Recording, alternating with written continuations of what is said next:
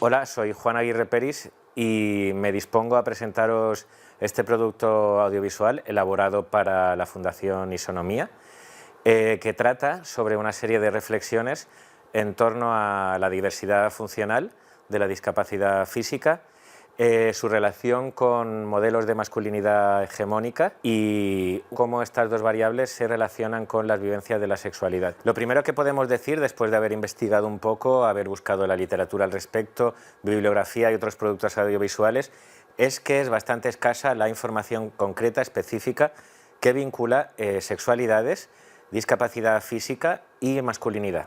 Es por esto que considero oportuno comenzar entrevistando a una psicóloga, Paula Sandoval, especializada en las sexualidades en el ámbito universitario, ya que forma parte de un programa preventivo que se desarrolla en diferentes universidades del Estado español, denominado En Plenas Facultades y perteneciente a la Fundación Salud y Comunidad.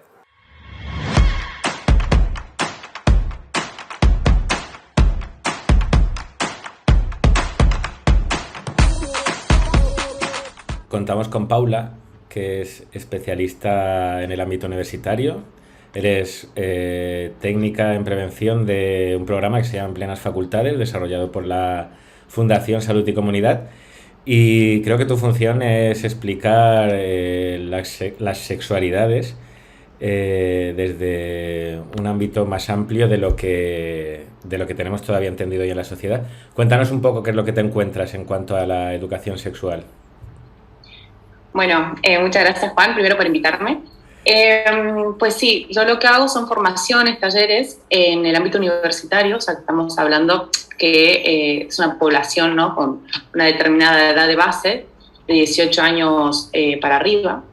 Y me pasa que cuando hablamos sobre sexualidades, a mí siempre me gusta preguntar el tema de qué es lo que saben, ¿no? Porque al fin y al cabo somos experiencia y somos vivencia. Y me he encontrado con, ¿no? La mayoría me dice, Paula, no he recibido educación sexual integral.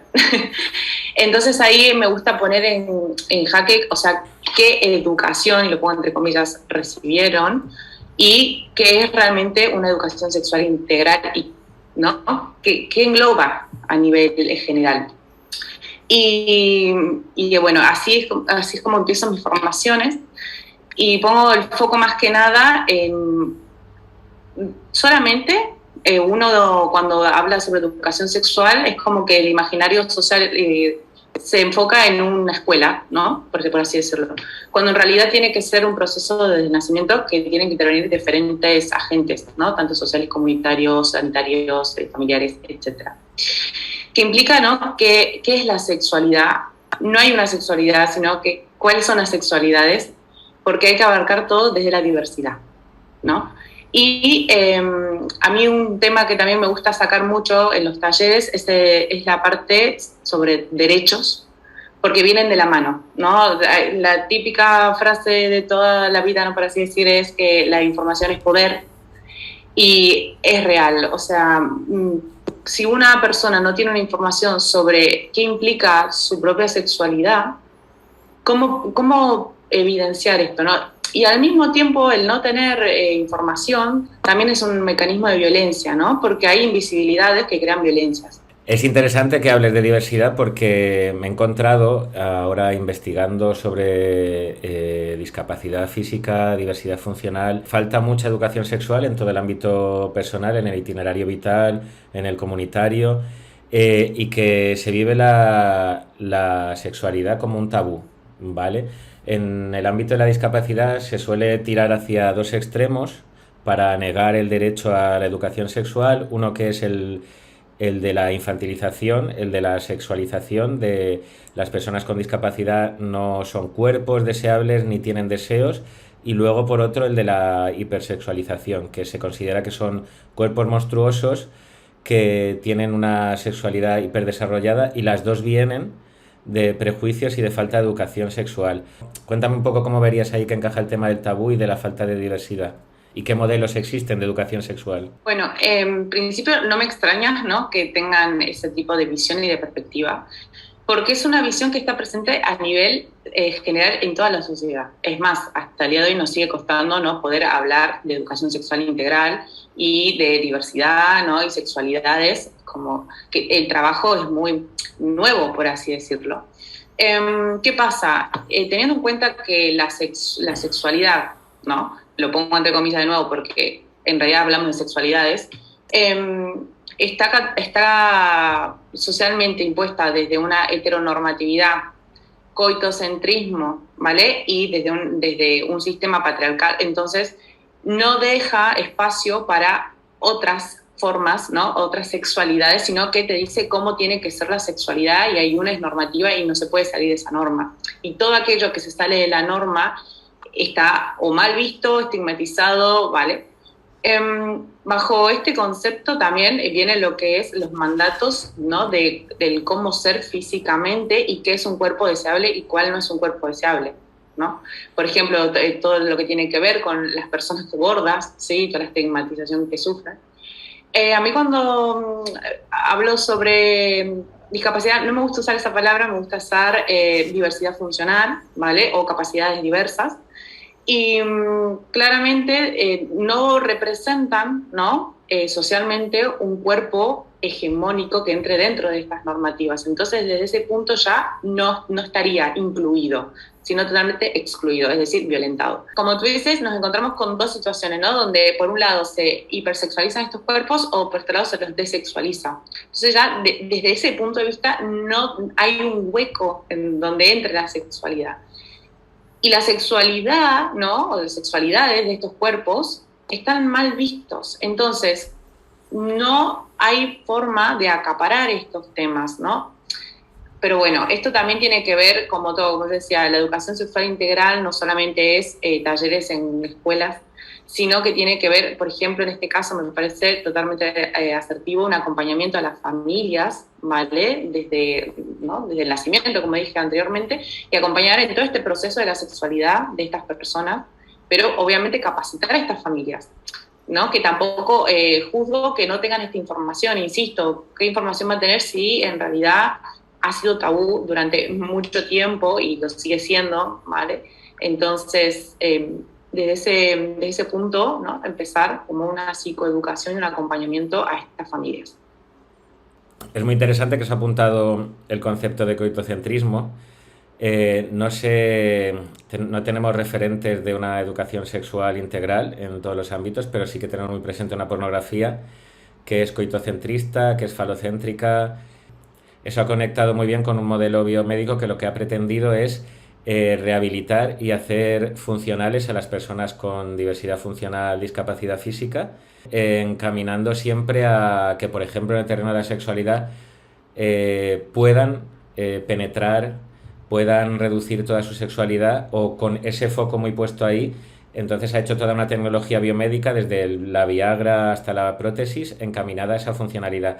¿Qué te has encontrado con toda esta educación sexual basada en la pornografía y qué derechos crees que se están violentando o están faltando en toda esta concepción? Bueno, lamentablemente la pornografía es la primera vía de acceso que tenemos las personas para explorar, ¿no?, el sexo.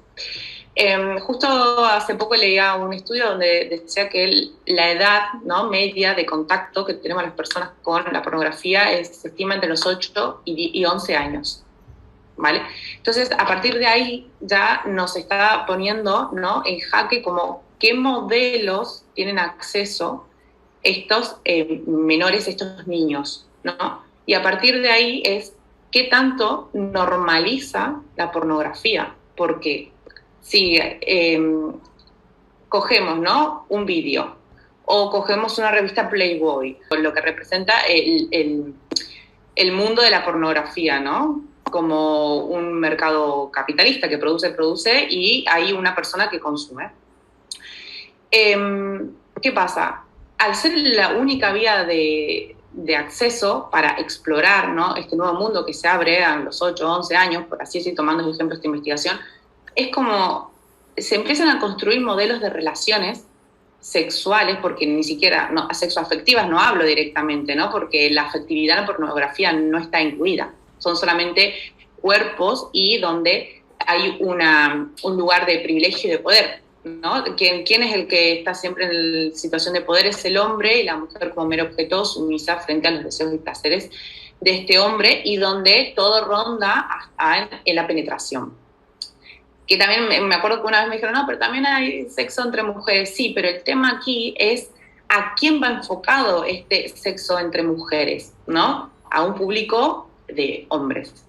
Entonces, todo está focalizado en un mercado para y hacia hombres.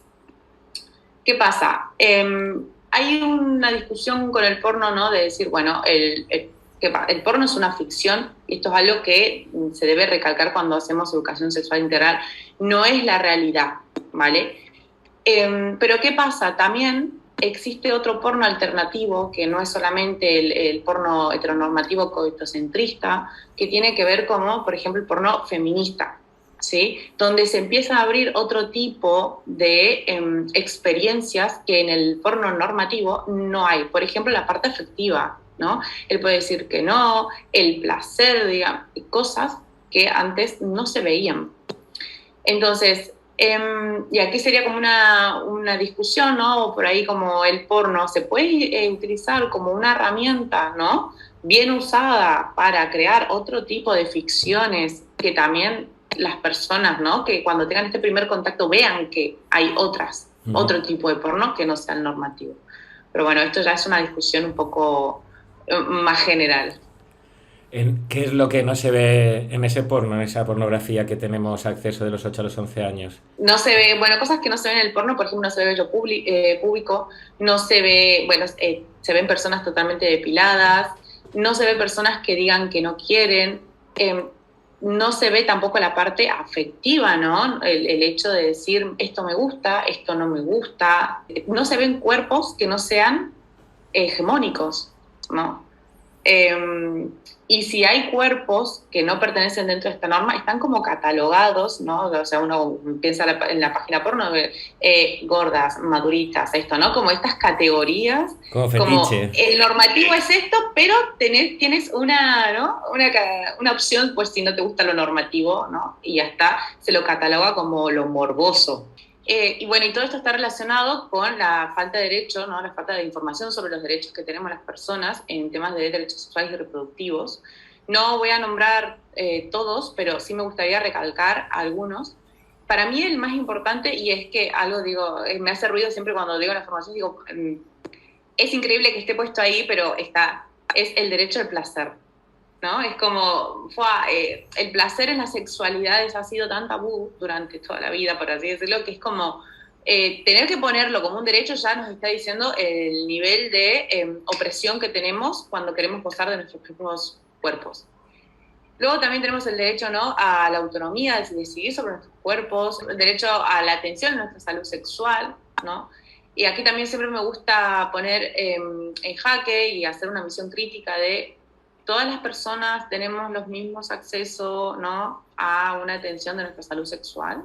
Sí, ¿no? ¿Quiénes sí, quiénes no? Bueno, eso como por nombrar algunos derechos. Muy interesante que hayas nombrado el derecho al placer, porque en la literatura que hay al respecto es una de las grandes reivindicaciones de los colectivos que se han organizado en torno a la diversidad funcional o a la discapacidad física, que son cuerpos que, como se ha empezado este tal tabú, se les ha negado el derecho al placer y se ha enfocado toda la información sexual se ha enfocado a la prevención de posibles riesgos, entre comillas, como son el embarazo o las infecciones de transmisión sexual.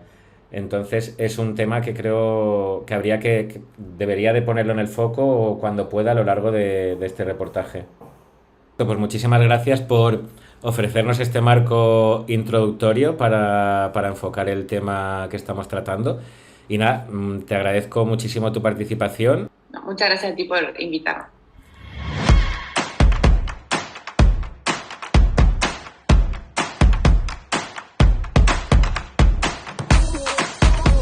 Después de entrevistar a Paula, nos encontramos con la falta de educación sexual integral en toda la sociedad y cómo las personas que no tienen cuerpos normativos pierden acceso a unos derechos básicos y fundamentales. Es por esto que he considerado oportuno entrevistar a César Gimeno, Un hombre que ha estado vinculado a la Fundación Isonomía, ya que ha participado en varios proyectos en torno al género y a la igualdad, para conocer en primera persona cómo ha sido su vivencia de la sexualidad.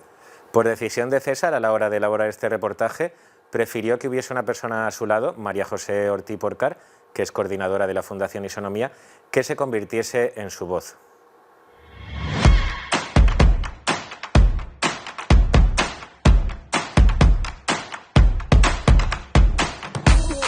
¿Cómo ha sido tu vivencia personal de la sexualidad?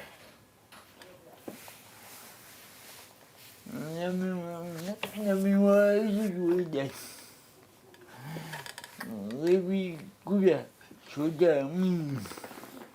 Su sexualidad la ha vivido bajo mínimos. Prácticamente mi vida sexual se ha limitado a la masturbación. Prácticamente su vida sexual se ha limitado a la masturbación. ¿Qué barreras y qué obstáculos te has encontrado para poder desarrollar tu sexualidad plenamente? Es evidente que mi diversidad cultural ha condicionado mi sexualidad. Es evidente que mi diversidad funcional ha limitado mi sexualidad. Naturalmente, mi entorno familiar, mi madre y mi padre, tanto para mí como para mí, ha tenido una influencia fundamental. Y también mi entorno familiar, mi padre, mi madre, han tenido una influencia fundamental. El principio descontroló asumir mi necesidad de expresar mi sexualidad. Al principio les costó asimilar mi necesidad de tener una vida sexual. Pero después lo entendieron y me facilitaron la intimidad y los eventos mínimos para poder empezarla. Pero después lo entendieron y me facilitaron la intimidad y también algunos elementos básicos y mínimos para poder vivirla. Vale, ¿qué prejuicios tiene la sociedad sobre la sexualidad de las personas con diversidad funcional? La sociedad, o podríamos decir, el sistema heteropatriarcal, es quien pone las barreras para que la persona con discapacidad no tengamos opción a vivirla como queremos, o por lo menos como cada uno pueda. La sociedad, o más bien el sistema heteropatriarcal, son quienes ponen las barreras para que las personas con diversidad funcional podamos vivir la sexualidad como consideremos y como queramos. Como suele pasar con los estereotipos, que siempre son tan tóxicos como falsos. Que en este último punto quería subrayar y añadir que igual que ocurre con los estereotipos que son tan tóxicos como falsos, nos condenan a la eterna infantilización nos condenan a la eterna infantilización o a clasificarnos como personas obsesas sexuales. o a clasificarnos como personas obsesas sexuales. Ellos mismos se contradicen. Ellos mismos se contradicen. No, yo creo que cuando hagamos el montaje del vídeo, añadimos enlaces que en el montaje del vídeo añadiría algún enlace. En este enlace podéis consultar información de nuestra publicación. Nosotros también tenemos sexo, que precisamente hablaba de las experiencias de personas con diversidad funcional relacionadas con sus vivencias con la sexualidad. En esta publicación que ha nombrado María José, hay cuidado. Cuido un gatito mío. Me llama mi sexualidad. En esta publicación que ha comentado María José, he publicado un artículo mío que se llama Mi sexualidad. Y un factor que nos llamó la atención, o una variable que nos llamó mucho la atención, es que los hombres sí que contaban sus experiencias, sin embargo las mujeres con diversidad funcional no llegaban a contarlas. Solamente una mujer que además estaba muy vinculada y era sexóloga y que muy comprometida con visualizar la sexualidad de las mujeres con diversidad funcional, Soledad Arnau Ripollés, que desafortunadamente ya no se encuentra con nosotros, contó su experiencia. El resto de compañeras que participaban activamente en el grupo de trabajo sobre discapacidad en aquellos momentos no quisieron contar relatar cómo vivían ellas mismas sus vivencias relacionadas con la sexualidad. Y eso también tiene que ver con el género. Los hombres hablan de sexualidad y las mujeres, pues como estamos todavía reprimidas en esta sociedad heteropatriarcal además, pues evidentemente no contaban sus experiencias.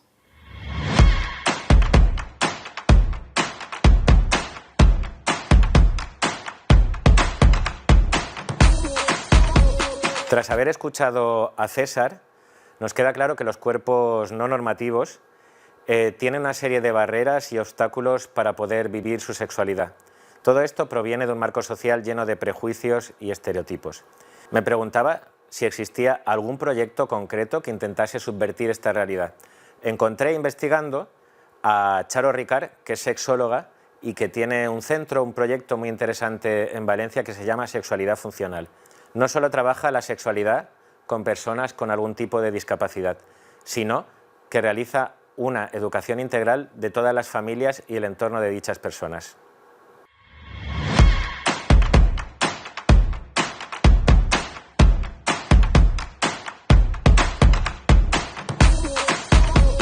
Pensaba que tenía sexualidad.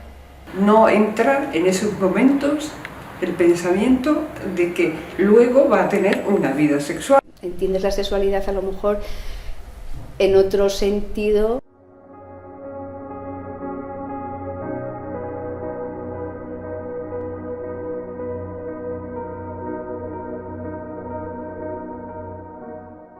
Yo he vivido mi sexualidad un poco con tabú y complicaciones por mi situación, ¿no? Que como hay un modelo social estandarizado, ¿no? Por así decirlo, de belleza.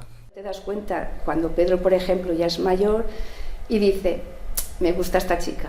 Te das cuenta de que él realmente tenía esa sexualidad. Mi hija me cuenta pues que un chico, digamos, más o menos de su edad se le ha acercado, le ha tocado por aquí, le ha tocado por allá. Entonces yo me encuentro con la tesitura de empezar desde el principio. El hecho de que la experiencia sexual no entre dentro de las normas o se produzca de una manera que le caiga, lo que decíamos antes, como una losa a la persona, o sea, catalogado como una mala experiencia.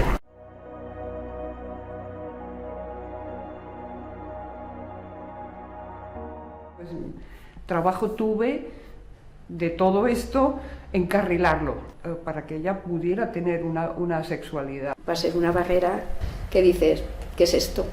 Porque hay muchas cosas que ellos no controlan. En un principio, dar la espalda como si lo mejor es una puerta que no hay que abrir y que así irá todo bien. Que las personas somos sexuales desde que nacemos hasta que morimos y que no se puede negar la sexualidad en la persona.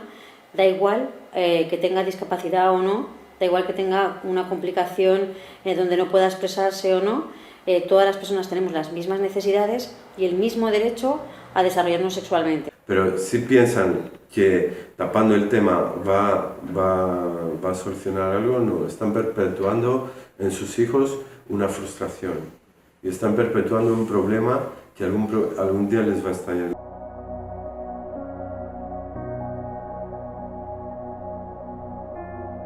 Empiezan a hablarte un poco de sexualidad en el colegio, pero lo típico desde el punto de vista de la prevención y desde el punto de vista de lo que te puede pasar. Cada uno lo descubre por su propia cuenta, pues echando mano de lo que encuentra por ahí. Tenía muchas dudas y se preguntaba a mis compañeros a ver cómo...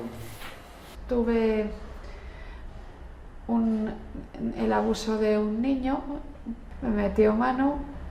Y me sentía un poco nervioso y claro, de los sitios donde iba y eso, y pues siempre que me gustaba estar con mis amigas, pues me sentía muy bien. Tenía que recurrir con los amigos, ir a casas de citas, mirar, y todo era un poco raro. Muchas se negaban.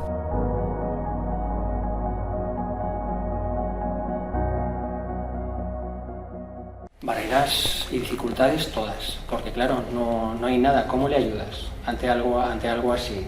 Por parte de otros organismos, yo no había visto abordar el tema de manera natural, de manera que no fuera solo en plan preventivo. Y que no conecten con los profesores, entonces claro, también muchas veces a ellos les es muy difícil. Por la parte pública no existen estos recursos y no existen estos apoyos a ciertos colectivos que necesitan de un apoyo o de un asesoramiento a familiares de cómo afrontar ciertos temas, o incluso los profesionales que se encuentran en centros donde tienen personas con cuerpos diferentes o situaciones diferentes que a ellos no les ha ocurrido y no saben cómo tratar estos temas, pues un poco de orientación y de educación tanto a profesionales, familias como a las propias personas, pues no ha asistido hasta ahora, y eso es lo que pretendemos con el centro.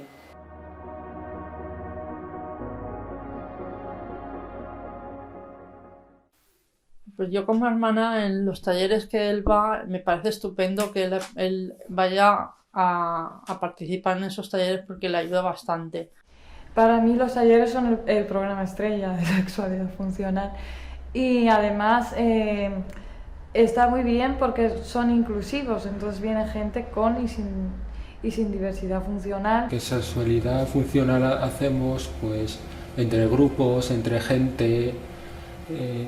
Aprendimos cómo se relaciona con la gente, por ejemplo, acariciando en la cara, mirando, hablando. De encontrar las posturas para poder seducir, el calor también, del tacto. Tenemos que coger a las personas y hacer actividades. He aprendido muchas cosas. La verdad que me ha sido muy útil porque yo tenía un concepto de sexualidad totalmente diferente y me han abierto mucho los esquemas mentales y me han enseñado que la sexualidad no es solo tener un coito y ya está. Aquí en Sexualidad Funcional le ofrecemos asesoría sexológica porque muchos de los problemas salen de que no hablamos de sexualidad, que muchos de los problemas se solucionan solamente hablando.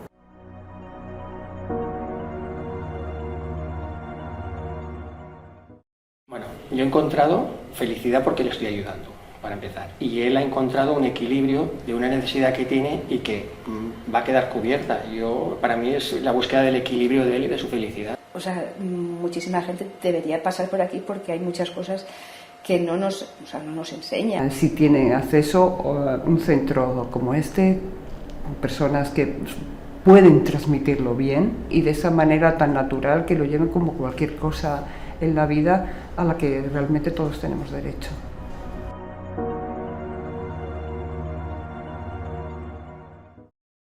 El tema de la sexualidad, y más para ellos, un tema tabú, con lo cual no tiene por qué ser, y quitarles a la gente el desconocimiento.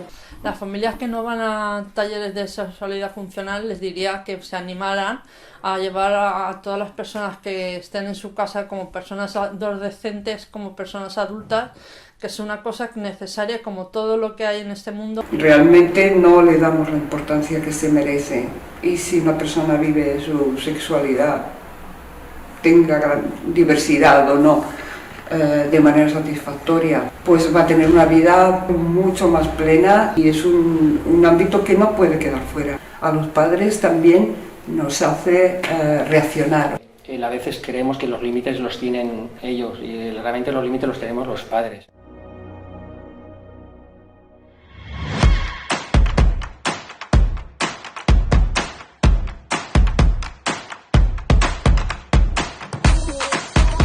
Después de ver el proyecto de sexualidad funcional, queda claro que aparte de las barreras, los prejuicios y todos los tabús existentes hoy en día en nuestra sociedad, es posible realizar algún cambio. Me preguntaba cómo se estaba trabajando la tríada de discapacidad, masculinidad y sexualidad en una organización referente en España como es COCENFE, que aglutina a diferentes entidades a nivel nacional. Es aquí cuando decidí entrevistar a Sheila, sexóloga perteneciente a COCENFE y que lleva el proyecto sobre sexualidad llamado Rodasex.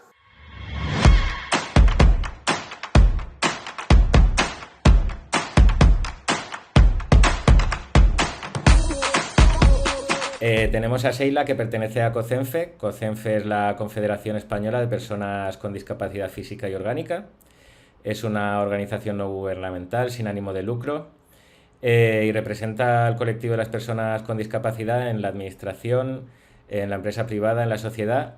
Congrega más de 1.600 organizaciones, entidades, divididas a nivel estatal, autonómico y local. Es interesante porque Sheila es psicóloga y sexóloga de un programa que se llama Rodasex, que gira en torno a la educación sexual, y que si quieres comienza contándonos un poquito de qué va este programa.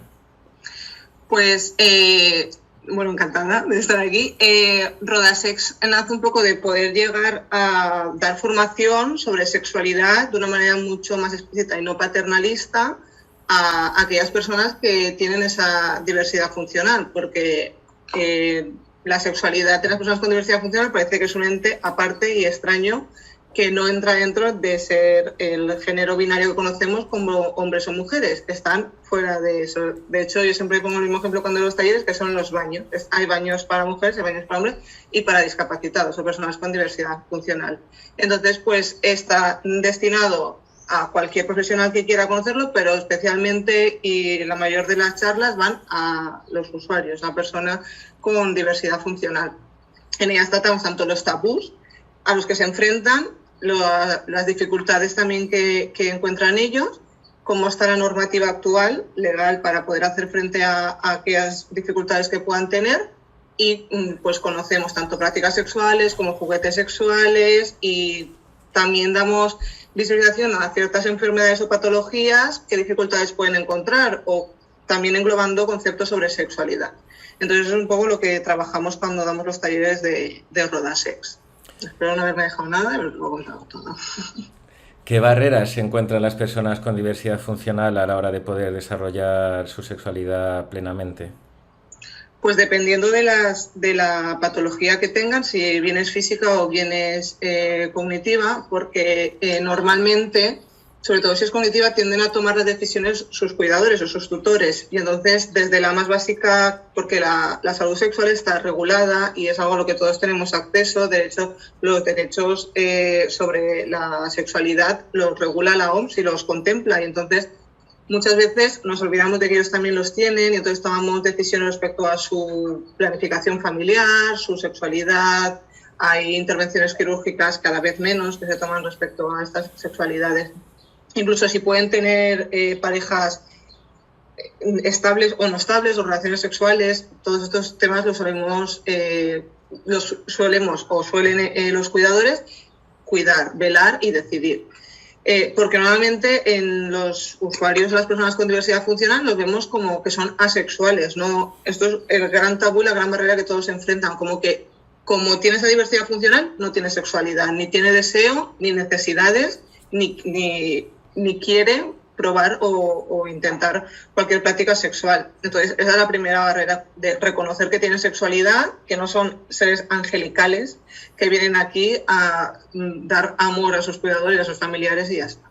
Esa es la primera barrera. Cuando se a nivel una diversidad funcional cognitiva, pues todas las barreras que contemplan eso, pues la toma de decisiones, el decidir nosotros por ellos, etc. Y cuando es a nivel físico, ciertas barreras como puede ser la práctica sexual en sí, no poder autoestimularse, y con eso trabajamos mucho con los juguetes sexuales y con la figura del asistente sexual, porque muchas veces por temor al rechazo con la pareja sexual o no lo comentamos, o no lo decimos, o no buscamos ayuda, porque muchas veces es simplemente que no podemos llevar a cabo una práctica sexual en pareja, y otras veces que no podemos ni tan siquiera estimularnos a nosotros mismos. De hecho, hay un documental que se realizó desde Cataluña que se llama Yes We Fuck, que no sé si lo habéis visto, pues, y entonces allí se ve pues todas las personas que pueden, con diversidad funcional, que pueden realizar prácticas sexuales, pero que quieren realizar otro tipo de prácticas, como puede ser el BDSM, necesitan ayuda, o simplemente no puedo autoestimularte mis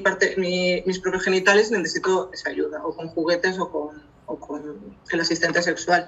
Entonces, pues son una serie de barreras a las que ellos se enfrentan.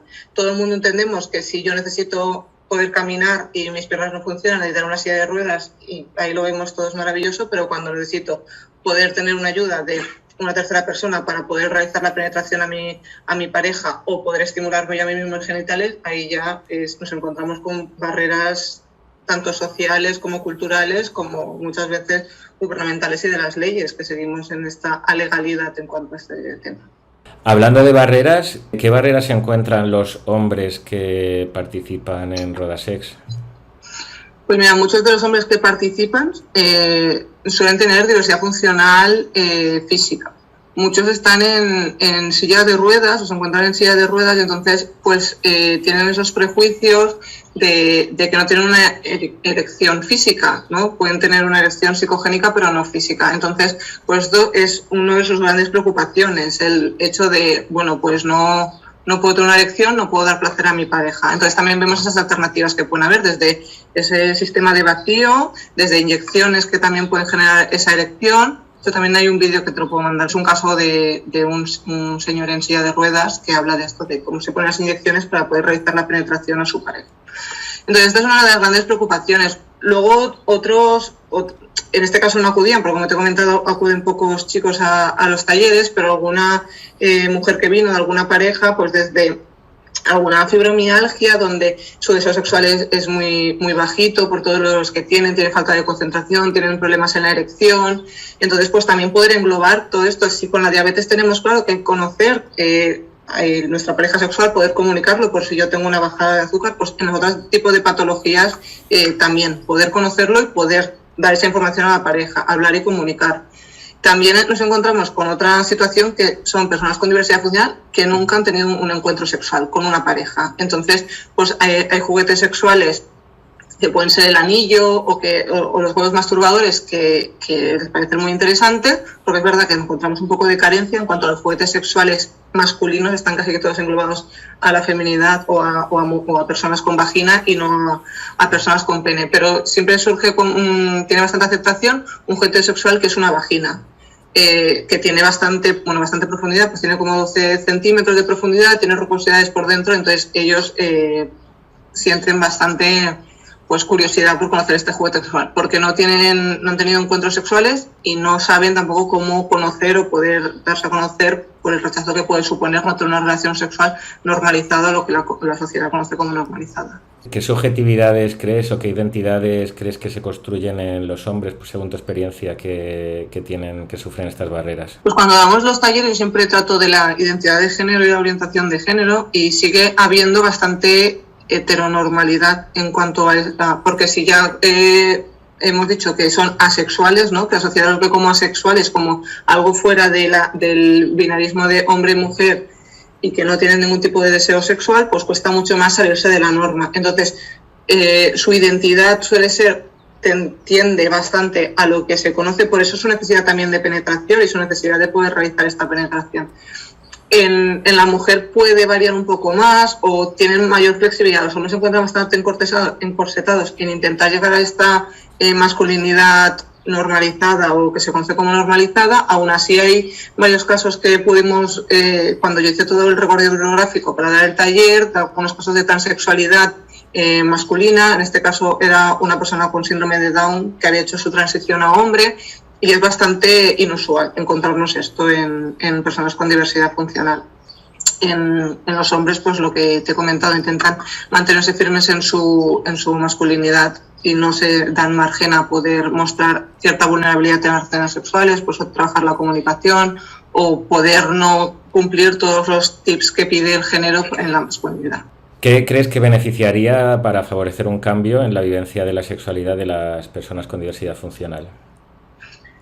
Yo creo que es necesario poder dar a conocer su individualidad en cuanto a la sexualidad, su deseo en cuanto a la sexualidad, porque muchas veces es falta de información, es desconocimiento y ni tan siquiera saben que pueden permitirse sentir o desear otras cosas que son las puramente que pueden ver una película, por eso también lo de la heteronormalidad. Es necesario que ellos conozcan las identidades de género, las orientaciones. Cuando una persona con diversidad funcional te diga que quiere hacer la transición a otro género, no decir, ay, pues es que lo he oído en la tele y le ha hecho gracia. No, dar ese peso y ese valor a lo que ellos deseen y ellas y quieran. Y dar a conocer los recursos para que puedan conseguir esa sexualidad. Es un derecho, lo tenemos reconocido y muchas veces se nos olvida que ellos también, tanto si es necesario con el asistente sexual, regularizarlo, los juguetes sexuales, que ellos también se les dé ese espacio y ese momento para poder disfrutar de su sexualidad y no llegar a la edad adulta, hacerse preguntas, buscar ellos mismos por otros caminos y haberse pasado toda la adolescencia o toda la edad temprana adulta, incluso con prácticas sexuales que verdaderamente se hacen daño cuando son adolescentes porque no saben cómo masturbarse, no saben cómo canalizar su deseo sexual y es bastante frustrante para ellos y para ellas olvidarnos todos la sociedad que tienen deseo sexual y que la sexualidad no solo es penetración o no solo es el coito. Quería darte las gracias por tu participación y por habernos contado cosas tan interesantes y prometo revisar el documental de Year We Fuck que me has comentado, o sea que muchas gracias por todo. Gracias, ha sido un placer.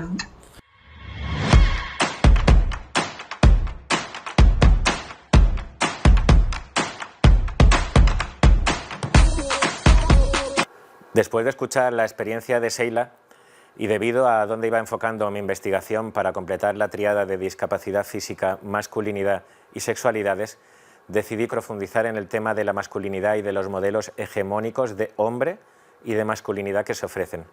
Para ello contacté con el doctor en género, profesor de sociología Joan Sanfélix Albelda, que aparte de todo esto es especialista en masculinidades, para que me ofreciese un marco más concreto de cómo el modelo hegemónico de hombre expulsa a todos aquellos cuerpos que considera no normativos.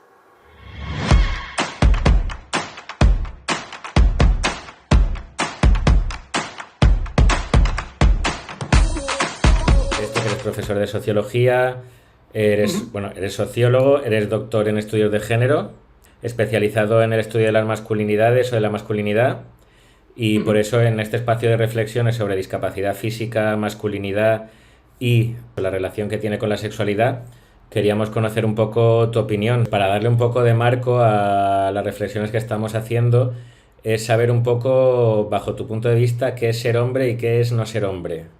Bueno, como bien sabes, es una cuestión que, como todos los temas de género, actualmente es polémica y es conflictiva, ¿no? Sin embargo, digamos que en estudios de masculinidades, entendidos como una subdisciplina dentro de los estudios de género, en principio, y desde una visión quizás que ahora suena clásica, pero asociamos esa relación entre el sexo biológico, la lectura social que se hace del sexo biológico con el género, ¿no? Entonces, desde una lectura socioantropológica, que es el enfoque que yo le puedo dar, ¿no?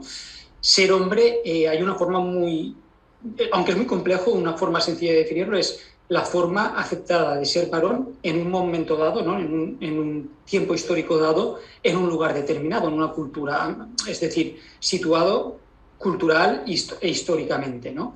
Y eso ya denota que ser hombre es una cuestión social y que por tanto es dinámica, es cambiante, no es uniforme a lo largo del tiempo o a lo largo de la geografía o de las culturas. Luego, las teorías más sociológicas sobre lo que significa ser hombre, o de otras disciplinas en países occidentales, aunque bastante extrapolable en principio también a otras culturas, se han centrado en varias cuestiones. Creo que después hablaremos de Gilmore, ¿no? Y de las funciones de Gilmore, pero por ejemplo del conocido estudio de David y Brannon sobre esa especie de imperativos categóricos o de reglas informales que hablamos habitualmente, ¿no? Sobre la masculinidad, o también el tema de la triple negación. Entonces, digamos que mayoritariamente la forma de entender la masculinidad, digamos esa masculinidad de corte tradicional, está muy vinculada con el cuerpo, que es precisamente lo que vamos a hablar, ¿no? Porque está vinculada con la fuerza en un doble sentido, corporal, física, pero también mental, ¿no? Está vinculada con el éxito, está vinculada con, por resumirlo de alguna manera, la osadía, está vinculada con la valentía, ¿no? Estoy pensando un poco en los imperativos categóricos, ¿no? En esas normas informales. Y lo relaciono ya con lo otro, ¿no? Que es esa triple negación de no ser niño, es decir, la masculinidad se asocia a adultez, no ser homosexual o no ser una chica, ¿no? O sea, es la negación de la feminidad y la negación de la homosexualidad, que yo siempre de alguna manera matizo, porque creo que no se refiere tanto, o por lo menos en sus realidades sociales no se refiere tanto a la negación de la homosexualidad en tanto que práctica sexual, sino a la negación de lo que aquí llamaríamos afeminamiento, es decir, mostrar una estética, una presencia corporal que no sea ruda, que no sea masculina, sino que sea más cercana a lo que hacen las mujeres, con lo cual nos devuelve a la primera negación, que es la negación de la feminidad. Eso resumiendo mucho. Luego obviamente es mucho más complejo y digamos que yo utilizo la metáfora del carné por puntos, ¿no? Es decir, la masculinidad te limita, te encorseta mucho, pero al mismo tiempo, aunque suene paradójico, te da ciertas salidas para poder compensar déficits en ese modelo perfecto de masculinidad que es inalcanzable, ¿no? Entonces, tú puedes fallar en alguna de las facetas que se exige la masculinidad, pero puedes compensar en otras. Por poner un ejemplo, tú no eres un chico que se le dé bien el deporte, en nuestro ámbito cultural fútbol, ¿no? Por ejemplo, pero puedes ser exitoso con las chicas, ¿no? Porque se piensa desde la heteronormatividad. O puede ser, por ejemplo, exitoso porque ganas mucho dinero, ¿no? O porque se te da bien un trabajo, o porque se te da bien alguna cosa que se asocia a la masculinidad por negación de la feminidad, ¿no? Con lo cual, por ahí de alguna manera vas a poder compensar. Es muy interesante porque has introducido varias cosas, has hablado de Gilmore, ahora te preguntaré un poco cómo lo ves desde tu punto de vista. También has introducido modelos de éxito que son capacitistas y también se habla de los cuerpos, como un poco para resumir qué valores se asocian a esa masculinidad de la que hablabas, y luego si quieres entramos un poco en dónde entrarían los hombres con una discapacidad física o diversidad funcional que no es el modelo capacitista. Sí, bueno, yo creo que en la misma pregunta ya hay parte de la respuesta, ¿no? Y con lo que decíamos antes liga todo muy bien. Obviamente el modelo hegemónico de masculinidad está pensado desde una lógica capacitista, ¿no? En el sentido de se piensan cuerpos completos, normativos, capacitados en el sentido de desarrollar esas prácticas exigidas para la masculinidad, que como yo he trabajado específicamente, por ejemplo, están vinculadas al riesgo, a la demostración de valentía, etcétera, etcétera, con lo cual determinadas situaciones de discapacidad te pueden limitar en ese sentido, ¿no? Por ir a los valores que me preguntas, pues los valores serían sobre todo fuerza, negación de determinadas emociones, valentía, autosuficiencia, sexualidad activa, demostrable, etcétera, etcétera, ¿no? Un poco en esa línea. Y luego, por relacionarlo ya con lo que más te interesa, con este modelo, obviamente con la lógica capacitista, ¿no? Se piensa desde ese hombre completo, ¿no? No sé si es el término más adecuado, pero obviamente se piensa desde cuerpos muy normativos, que llamaríamos ahora, pero sobre todo cuerpos muy capaces en el sentido de responder a aquello que se demanda a la masculinidad, ¿no? Que en un momento determinado tengas que ser, y sobre Gilmore, ¿no? El protector, y puede ser el protector. Un hombre que a lo mejor va en una silla de ruedas, por ejemplo, va a sentirse vulnerable, probablemente pueda sentir cierta vulnerabilidad respecto a esta demanda de la masculinidad, más allá de que obviamente la puedes racionalizar o la puedes rearticular o la puedes rechazar, ¿no? Pero la presión, el discurso sobre la masculinidad obviamente está pensado en términos de que tienes que tener la masculinidad está muy vinculada al cuerpo, obviamente, ¿no? Yo creo que hay una lectura muy amplia sobre cuerpo y masculinidad, género y cuerpo en general, pero es el significante, ¿no?, de la masculinidad, desde esa lectura que hacemos de los cuerpos biologizados, ¿no? Desde esa lectura biologicista de los cuerpos, ¿no? y muy fisiológica también. Como el cuerpo masculino nunca es suficiente, sino que se le demanda una performance, toda aquella cuestión que limite la performance de masculinidad invalida que alcances el modelo perfecto, pero como siempre vas a tener posibilidades de cumplir en otras facetas de lo exigible, el abanico es amplio, ¿no? Entonces, lo que decía antes, tú puedes no cumplir en una parte, pero quizás puedas cumplir en otra. Esto nos lleva también a otra quizá problemática, que es cuando los hombres, independientemente de nuestra situación corporal, no cumplimos o sentimos que no cumplimos con los mandatos de masculinidad, con determinados mandatos de masculinidad en determinados momentos vitales, intentamos compensarlo de otra forma. Y eso se puede articular de muchas maneras, pues desde el consumo de prostitución, adopción de prácticas de riesgo muy extremas, etcétera, etcétera. Pues yo me pongo un poco en que estamos en una sociedad androcéntrica, heteropatriarcal o patriarcal, donde históricamente hemos estado los hombres colocados en un núcleo central, donde las leyes, la medida de todas las cosas ha girado mucho en torno a nosotros, y dentro de ese centro del núcleo hay una imagen de masculinidad, de hombre, valores, mandatos, estereotipos, roles, que aparte somos el modelo central. Yo no tengo diagnosticada diversidad funcional ni discapacidad física, pero se exige, como ese modelo del que hablabas, que fuésemos pues blancos, heteros, occidentales, productivistas, capacitistas, todo esto. Este modelo es el prevaleciente, el que está más valorado, que en la jerarquía, en la asimetría que hay de desigualdad de género, se sitúa, dijéramos, en lo valorizado, en lo superior. Y me interesa mucho, estamos reflexionando sobre personas que tienen discapacidad física, que son hombres. ¿Dónde los ves tú dentro de todo de esta estructura que hay social? Casi yendo a lo metafórico, están excluidos, ¿no? Están en la periferia. Lo que pasa que hay no sé si sería la palabra, hay cierta permeabilidad para acceder al círculo de la masculinidad a través de performance, a través de alguna de sus prácticas, que es un poco lo que decía antes. Ahí sería interesante pensarlo, por ejemplo, sobre Connell en las categorizaciones que hace de masculinidad hegemónica, masculinidad cómplice, subordinada, y la última, que no recuerdo el nombre, pero que era como la excluida, ¿no? Habría que ver, ¿no? Qué significación le damos, cómo leemos desde lo hegemónico, cómo leemos a los hombres con determinadas, dentro del abanico de que las discapacidades también son heterogéneas, son muy amplias, pues dentro de esa lógica, cómo lo concebirían, porque podrían estar probablemente como una masculinidad, insisto, no recuerdo el nombre ahora exactamente que le daba Gilmore, Connell, al cuarto tipo de masculinidad, pero era algo así como excluida, ¿no?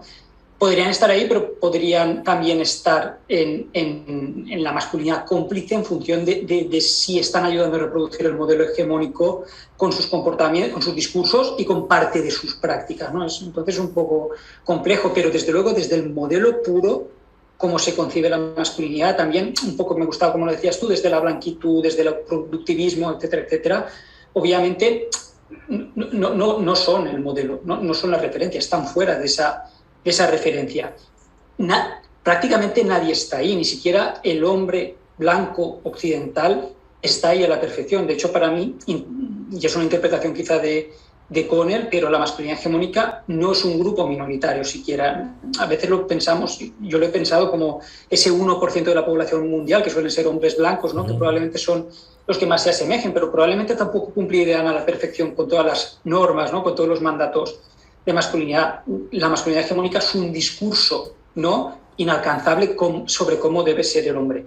Me gusta más incluso ahí la lógica, creo que era de Erving Goffman, cuando hablaba de los hombres estadounidenses, ¿no? Y hablaba del hombre blanco, ¿no?, de clase media, trabajador, padre de familia, protestante, y añadía alguna cuestión más, pero entre ellas con un récord deportivo, ¿no? O algo así reciente, ¿no? Y era como esa habitación, no era la mía, pero la de mis amigos, llena de trofeos, de medallas, del judo, del karate, del atletismo, del fútbol, etcétera, etcétera, ¿no? Que es una forma muy material, muy simbólica de demostrar la masculinidad, que obviamente tiene un impacto directo sobre aquellas personas que, fíjate, ahí estoy pensando ahora contigo en voz alta, pero también entraría toda la lógica y sería interesante analizar todo el tema del deporte paralímpico, por ejemplo, ¿no? Y ahí quizás nos daría también claves en esta línea.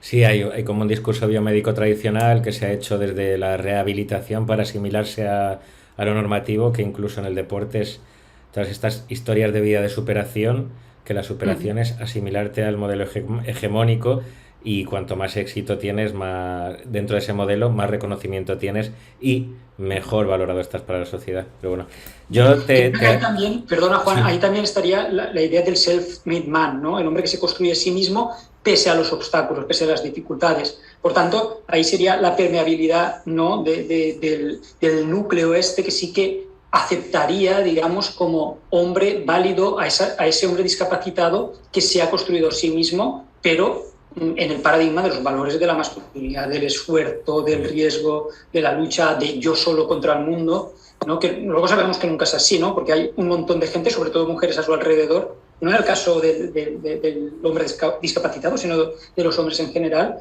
que nos han ayudado. Es decir, esto del self-made man no deja de ser también un mito de la masculinidad. Sí, y en este caso además es desde el individualismo, olvidamos lo que es la estructura social de un estado de bienestar que pueda facilitar la reincorporación de los sujetos a las sujetas que luego ha excluido, ha expulsado el modelo tradicional.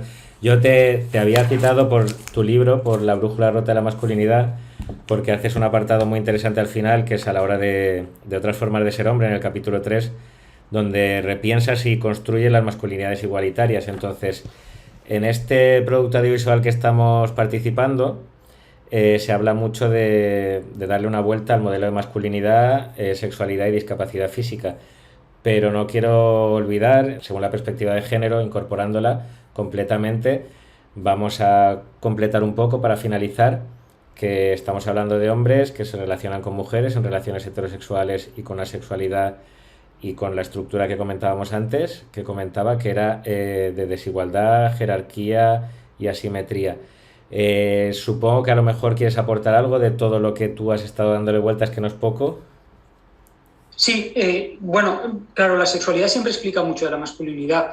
Yo soy muy cauteloso a la hora de hablar de sexualidad masculina. Intento hablar desde lo que más o menos empíricamente he llegado o teóricamente he leído, pero sin ser sexólogo, ¿no? Que ese es un matiz creo que importante, que siempre hay que clarificar.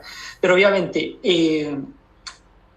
mi línea de trabajo ha ido muy encaminada a buscar las prácticas a través de las cuales se demuestra la masculinidad. Obviamente la sexualidad es una forma de demostrar la masculinidad, porque hay un mandato de masculinidad que nos obliga a ser activos y demostrar que somos activos heterosexualmente, ¿no? Para validar ese carnet de masculinidad, para conseguir puntos en ese carnet de masculinidad. Ahí, bueno, ahí en el tema de la discapacidad, insisto, desde la heterogeneidad que supone de todo el abanico de posibilidades de personas que tienen determinadas situaciones de discapacidad, ¿no? Pues habría que ver cómo se articula, ¿no? Porque se puede convertir en un espacio de recuperar puntos, ¿no?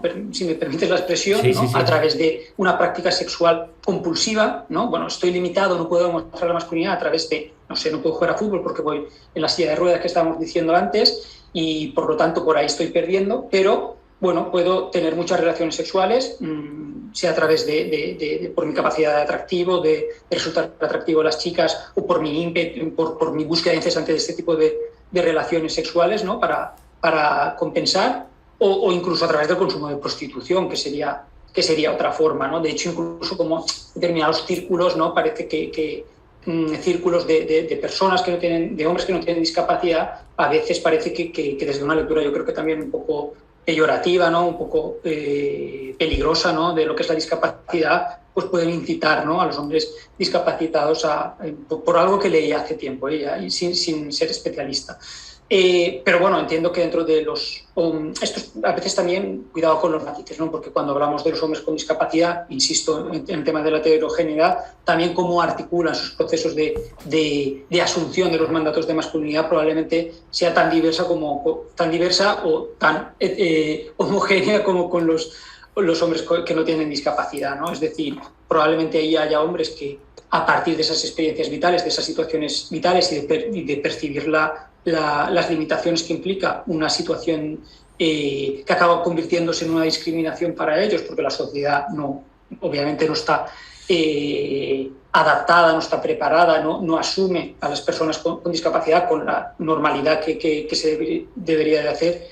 En fin, pues ahí hay diversidad, ¿no? Hay hombres que a partir de esa situación van a probablemente, y sería interesante estudiarlo, ¿no? Repensar su masculinidad en otras claves. Algunos muy probablemente también, y ahí sería difícil la cuantificación sin algo empírico, ¿no? Pero probablemente pues van a ser víctimas, como lo somos los hombres con capacidad también, de esos mandatos tan directos de masculinidad que nos exigen demostrar la masculinidad. Y bueno, pues si no soy atractivo para las chicas y no consigo perder la virginidad, que es una especie de rito de paso de masculinidad, pues al final voy a acabar condicionado a irme al prostíbulo del pueblo para perder la masculinidad, para perder la virginidad, para que mis amigos, mi entorno masculino, mi grupo de pares me valide como hombre, ¿no? Pues un poco en la misma lógica. Pero sí que sería cauto a la hora de no pensar el grupo de hombres discapacitados como un grupo homogéneo, ¿no? Sino que hay que pensarlo desde su heterogeneidad y cómo, desde esa particularidad de su experiencia vital, rearticulan, ¿no? Su relación con la masculinidad, que yo es un tema que empíricamente no he trabajado, pero que creo muy interesante. Más allá de eso, obviamente, ahí se puede percibir desde esas posiciones un déficit de masculinidad y una tendencia a la hipermasculinización de algunas de sus prácticas. Y eso, claro, reclama de lo que estamos trabajando, ¿no? De desmontar el modelo de masculinidad tradicional, porque es nocivo para todo el mundo y porque tiende a este tipo de lógicas que son perversas y que son peligrosas para la propia corporalidad, ¿no? Para el propio bienestar masculino.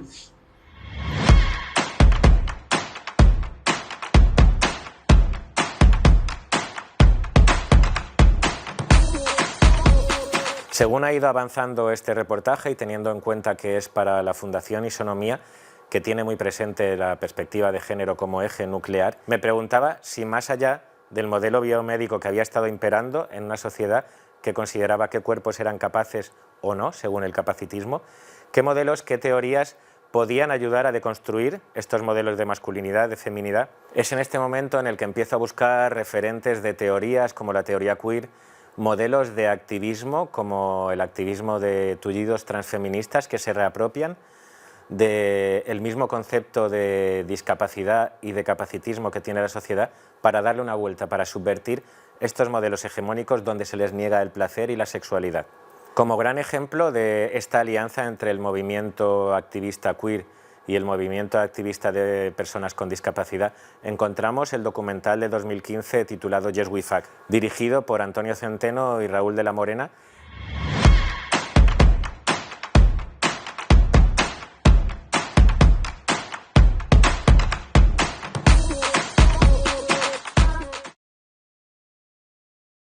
Me llamo Urco, me llamo Ilenia, me llamo Eleno, el Eloide, Urca, tengo un montón de nombres también de drag kings, no solamente tengo un nombre, ¿no? Porque es mi posición respecto a mi género. Hay que tener imaginación para follar, ¿no?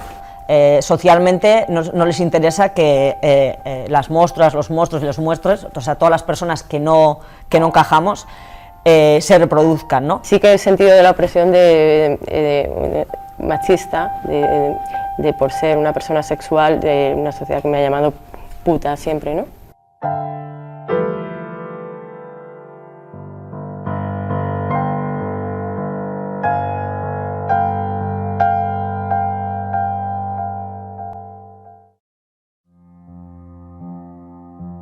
Ojos cerrados.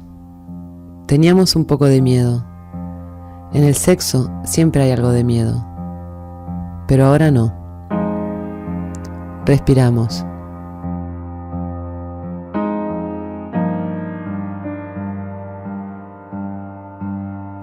Gozo. Me atrevo. No tengo miedo.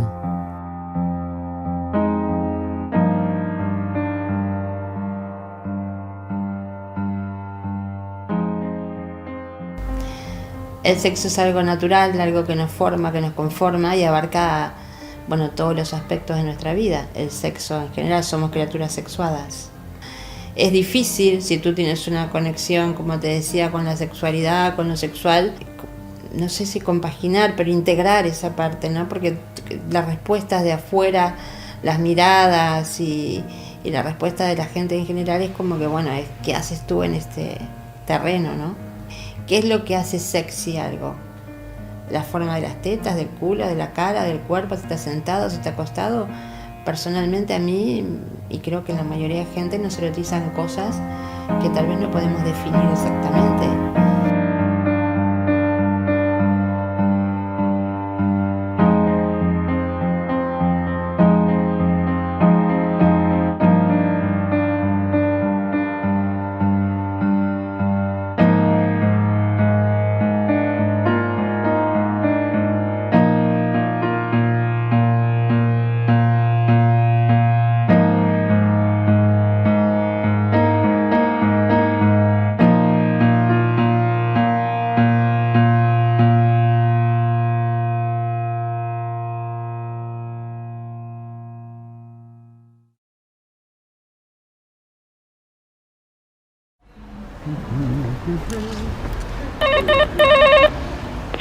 ¿Sí?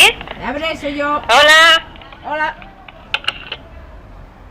Bueno, cuéntame un poco de qué va a ser el taller. ¿Se titula El orgasmo? No, se titula La eyaculación de los coños.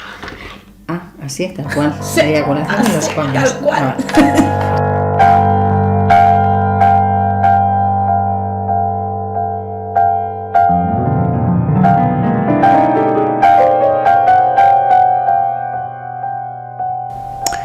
Bueno, para mí el sexo es una de las bases más importantes o uno de los cimientos de la persona humana, ¿no? De cualquier persona. Es una fuente de gozo, de interacción con los demás, de crecimiento personal. Para mí es todo eso y nada más y nada menos, ¿no? Que eso.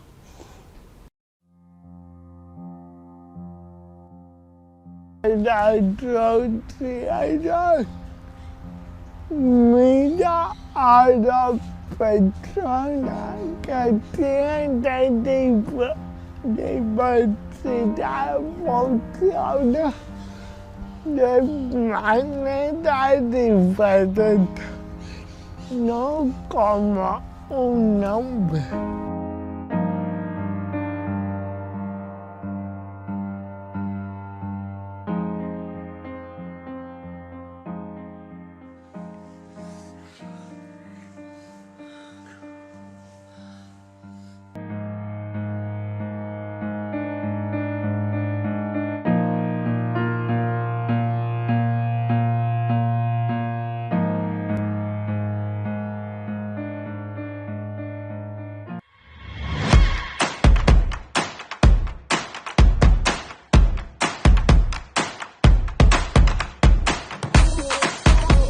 Espero que todos los temas, reflexiones tratadas en este reportaje sirvan para abrir nuevos temas de debate, nuevas reflexiones, nuevos espacios de diálogo, de manera que se visibilicen la serie de discriminaciones y falta de acceso a derechos que viven determinados colectivos. Antes de finalizar este reportaje y partiendo de las desigualdades estructurales que se observan entre mujeres y hombres, me gustaría comentar que quizá el siguiente punto de un reportaje de este tipo sería investigar cómo se relacionan hombres y mujeres desde la masculinidad, la discapacidad física y la sexualidad.